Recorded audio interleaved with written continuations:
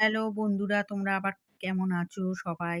তো আমার বুলার আড্ডাঘর চ্যানেলে সবাইকে স্বাগতম। পাশে থেকো, লাইক, কমেন্ট, শেয়ার করে অবশ্যই চ্যানেলটা সাবস্ক্রাইব করে দিও।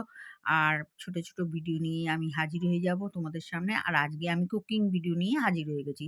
আজকে বানাতে চলেছি ওলকপির ডালনা। তো আমার ঘরে কি বলে ছোলা ছিল না, তাই আমি ওটাকে কড়াইশুঁটি দিয়ে করলাম। আগে আলুটা, ওলকপিটা যেহেতু একটু শক্ত, শক্ত থাকে ওইজন্য সেদ্ধ করে নিলাম।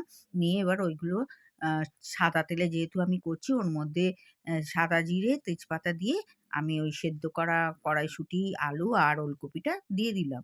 এবার এটাকে ভালোভাবে ফ্রাই করব যাতে একটু ফ্রাই হয়ে যায়। আর আমার পাশে থাকতে কিন্তু ভুলো না। অবশ্যই শেয়ার করো, লাইক অবশ্যই করো।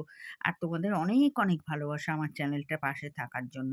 তোমরা যে আমার চ্যানেলটাতে কষ্ট করে দেখছো, এটাই আমার কাছে পরম পাওয়া। তো চলো কথা বলতে, বলতে হলুদ দিয়ে দিলাম দেখতেই পাচ্ছ।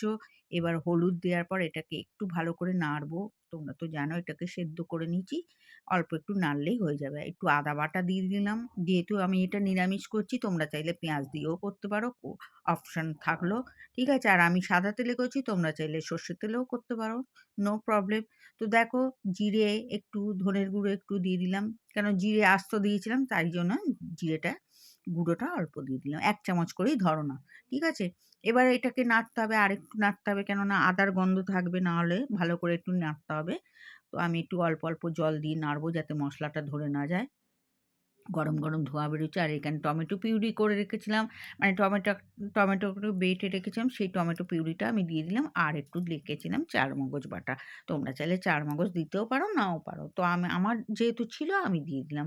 দিলে ভালো হবে এই আরকি। তো এই কথা বলতে, বলতে আবার ঝাল দিলাম। আর এই জানো তো ফুলকপি, বাঁধাকপি যেকোনো কপিতে একটু ঝাল, ঝাল হলে খেতে ভালো লাগে। আবার এটাকে আমি ভালো করে নাড়ছি দেখতেই পাচ্ছ। আর নুন, মিষ্টি দিতে ভুলো না। ওগুলো তো সমপরিমাণ দিতেই হবে। তোমরা যে যেরকম খাও, ঠিক আছে? তো দেখো আমার নাড়তে, নাড়তে তেল বেরিয়ে এসে আরেকটু ঝাল দিয়ে দিলাম। কারণ ওলকপির ব্যাপারটা একটু ঝাল, ঝাল হলেই ভালো হয়। তো দেখো আরেকটু নাড়বো। হ্যাঁ, নেড়ে একটু নুন দিয়ে দিলাম। দেখতেই পাচ্ছ তোমরা। তো আর একটা রিকোয়েস্ট রইলো তোমরা আমার চ্যানেলটাকে স্কিপ করে দেখো না। দেখলে পুরোটাই দেখো। হ্যাঁ? আর না হলে কোনো ব্যাপার না লাইক দিয়ে পাশে থাকতে পারো। ঠিক আছে? চিনি দিয়ে দিলাম দেখতেই পাচ্ছ। আর এটাকে আবার একটু কষবো। আমার যেহেতু সেদ্ধ করাই আছে সেহেতু অল্প জল দিলেই হবে। আরেকটু নেড়ে নিচ্ছি দেখতেই পাচ্ছ সুন্দর একটা গন্ধও বেরিয়ে গেছে বেশ ভাজা, ভাজা। আর রাত্রিবেলা রুটি দিয়ে ভাত দিয়ে ভালো লাগে। আর এতে চিংড়ি মাছ পড়লে তো আরও জমে যাবে। কিন্তু চিংড়ি মাছ আমি যেহেতু খেতে পারব না, আমার চোখে অ্যালার্জি আছে। অ্যালার্জির একটু খুব সমস্যা হয়ে গেছে। ঠিক আছে? ওইজন্য আর চিংড়ি মাছ দিলাম না, কড়াইশুঁটি দিয়ে করলাম। আর ছোলা থাকলে ছোলাও দিতে পারো, কোনো ব্যাপার না। খুবই ভালো লাগবে মানে যা দেবে, বিশেষ করে চিংড়ি মাছটা তো যাতে দেবে তাতে ভালোই লাগবে। আর গরম মসলা একটু দিয়ে দিলাম। দিয়ে একদম আমার রেডি হয়েই গেছে। তো চলো দেখতে থাকো।